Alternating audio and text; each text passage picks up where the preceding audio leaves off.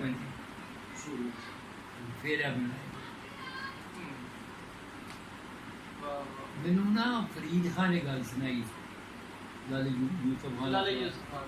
वो कहने लगा कि असी ना जड़ा सी ना मिस्त्री दीन ए नहीं ਇਹਦਾ ਚਾਚਾ ਸੀ ਇਹਦੇ ਗੁਲਾਮ ਮਹੀਉਦੀਨ ਸੀ ਨਾ ਉਹਦਾ ਮੁਹੰਮਦ ਦੀਨ ਜਾਂ ਅਹਿਮਦ ਦੀਨ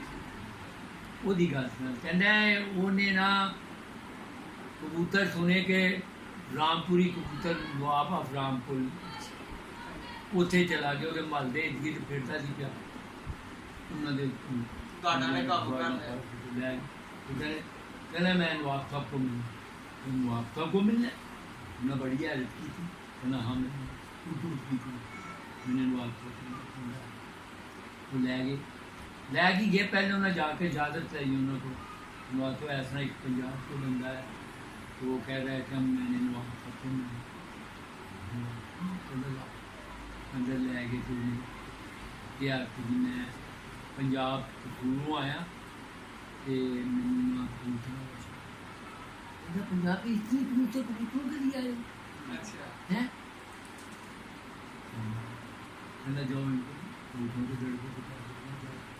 उसकी जो रोड़ी आती है बाद से देखता रहा ताड़ता रहा होशियार सी वो आया नवाब ने कहा हाँ देखे हैं आपने पंजाबी देखे हैं कैसे नवाब साहब ने दो नाल ते एक मादी अच्छा दो नाल ते एक मादी कोई नहीं कहने लगा है बड़ा होशियार थी कहता है नवाब साहब एक मादी लिया मर गई तो मैं क्या करूँ कहता पंजाबी तुम बहुत होशियार हैं फिर उन्हें एक और मादी वो लैके ते आया उन्हें क्या कि कबूतर ये होंगे आले दुआले कहना मेरी माँ ने ना पछती थी और लकड़ की बनी हुई है कौन सौ रुपया देखे उनके करीब वो 200 रुपया रखा था कहना मैं वो चुकिया तो 200 रुपया फड़िया तो कहना 2 रुपये किराया थी उदो कसूर तो रामपुर अच्छा मैं फिर उत्थे कहना मैं बाजार से पिया फिरना था एक मैं दुकान में पूछा मैं कही यार कहाँ से आए हो इतना तो जो क्यों रहा है कोई कबूतर में पेड़ क्यों आया मैंने क्या वो रेडी वाला उसके पास तो मैं रेडी वाले को गया तो मैंने कहने लगा रेडी वाला तो मैं कही क्या करनी है मैं खरीदनी कबूतर तो मेरे में ताकत है कबूतर खरीदने की मैं मुश्किल 200 रुपया थी मेरे को कहता और मैनू घर लै गया तो जाके मैं देखा जी एक कबूतर ही नवाब साहब उथे पई ओदे कबूतर सन एनी एनी नली ठीक अखां नीलियां सन तो पूरे काले छापे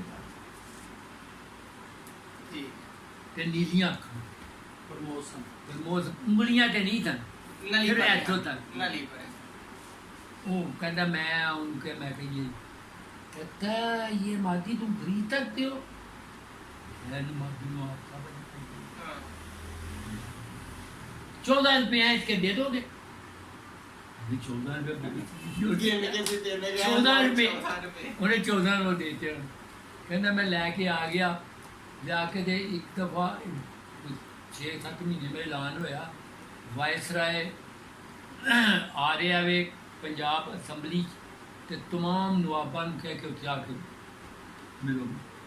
रियासतां दे नवाब भी ने ना इंडिया ये सारे उत्थे वो भी नवाब गया उत्थे कहना मैं असैम्बली हाल के बाहर खलो गया जाके तो नवाब जिले बगी आई ना बगी थी तो मैं इंज कीता ना कहो ये पंजाबी तुम जाओ हार के कहता जाना नहीं अभी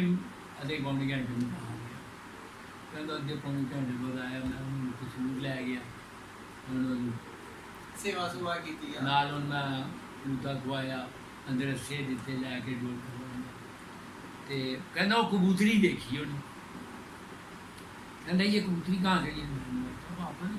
कहना तो तुम झूठ बोल ये मेरी कबूतरी फलां टाइम रात रह गई अच्छा तुमने ये किससे हैं,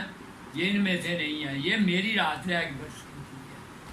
कहना फिर वो बड़ा खुश होया उन्हें मिलना। ਤੇ ਉਹ ਕਬੂਤਰ ਉਹਨਾਂ ਕੋਲ ਮਿਸਰੀਆਂ ਕੋਲ ਸਨ ਜਿਹਦੇ ਤੋਂ ਉਹਨਾਂ ਨੇ ਮਿੱਸੇ ਬਣਾਏ, ਮਿੱਸੇ ਲੱਥ ਲੈ ਆਉਂਦੇ ਸਨ, ਉਹ ਵਿੱਚ ਪਾ ਕੇ ਨਾ ਧੂੜੀਏ ਨਾ ਫਿੱਕੇ ਹੋ ਗਏ ਸਨ, ਜ਼ਿਆਦਾ ਨਹੀਂ ਸਨ ਗਾੜੇ, ਉਹ ਕਾਲੇ ਗਾੜੇ ਸਨ, ਫਿਰ ਫਿੱਕੇ ਹਰੇ ਜਿਹੇ ਹਰੇ ਬਣ ਗਏ ਵੇ ਸਲੇਟੀ ਸ਼ੇਡ ਦੇ ਨਿਕਲਣਾ। ਤੇ ਉਹ ਫਿਰ ਕਹਿੰਦਾ ਕਿ ਫਰੀਦਾਂ ਕਹਿੰਦਾ ਉਹ ਮੀਆਂ ਬਿਮਾਰ ਹੋ ਗਿਆ ਮਿਸਰੀ, ਉਸ ਦਾ ਉੱਥੇ ਹਸਪਤਾਲ ਦਾਖਲ ਕਰਾਇਆ। ਤੇ ਮੈਂ ਗਿਆ, ਮੈਂ ਕਿਹਾ ਯਾਰ ਇਹ ਜਿਹੜੇ ਸਨ ਇਹ ਸੌਖੇ ਸਨ, ਤੇ ਇਹਦਾ ਕਦਨ ਸੀ ਤੇ ਕਹਿੰਦਾ ਉਹਨੇ, ਮੈਂ ਗਿਆ ਤੇ ਉਹ ਡਾਕਟਰ ਨੇ ਪਰਚੀ ਦਿੱਤੀ ਦਵਾਈਆਂ ਕੋਈ, ਮੈਂ ਕਿਹਾ ਸੀਗਾ ਮੈਂ ਲਿਆ, ਕਹਿੰਦਾ ਨਹੀਂ ਵੀ ਤੁਮਨੇ ਨਹੀਂ ਲਿਆ, ਕਹਿੰਦਾ ਨਹੀਂ, ਕਹਿੰਦਾ ਮੈਂ ਬਦੋ ਬਦੀ ਉਹਨਾਂ ਕੋਲ ਪਰਚੀ ਲਈ ਲੈ ਕੇ ਤੇ ਮੈਂ ਦਵਾਈਆਂ 50 ਰੁਪਏ ਦੀ ਲਿਆ ਦਿੱਤੀ। ਤੇ ਕਹਿੰਦਾ ਮੈਨੂੰ ਉਹਨੇ ਮਿਸਤਰੀ ਨੇ ਕਿਹਾ ਹਸਪਤਾਲ ਹੀ, ਤੇ ਕਹਿੰਦਾ ਮੇਰਾ ਭਤੀਜਾ ਉਹਦਾ ਪੁੱਤਰ ਆਏ, ਉਹਨੇ ਕਿਹਾ ਬਾਪ ਇਹ ਤੋਂ ਕੋ ਫਰੀਦ ਕੋ ਸਾਥ ਲੈ ਜਾਓ ਸਾਰੇ ਕਬੂਤਰ इसको। अच्छा तो कहना मैं क्या नहीं मैं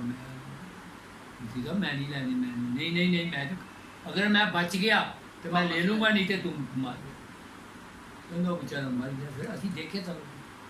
अच्छा हजे भी चल रहे हैं हाँ है सन मुंडा पता नहीं मर गया था